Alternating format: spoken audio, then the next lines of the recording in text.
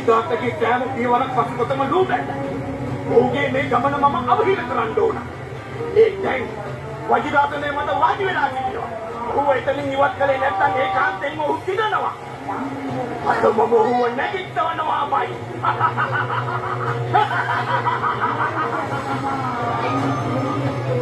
ඒ මිනිසුන් මොහොතේ දෙවිවරුන් බියවි පලා ගියා.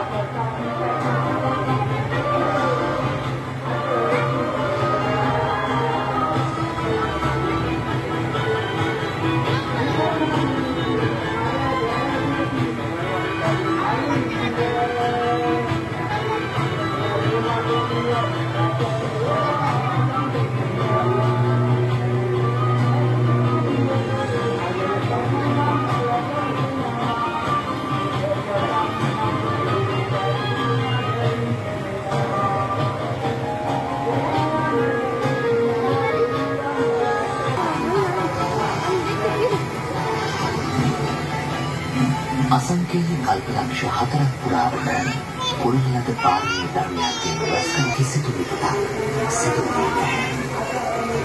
අබ්‍රහා බෝසතාණන් වහන්සේගේ රෝම කෝපයක්වත් සොලවන්නට පවිතු මාරයාට බැරි වුණා. අවසානයේදී පවිතු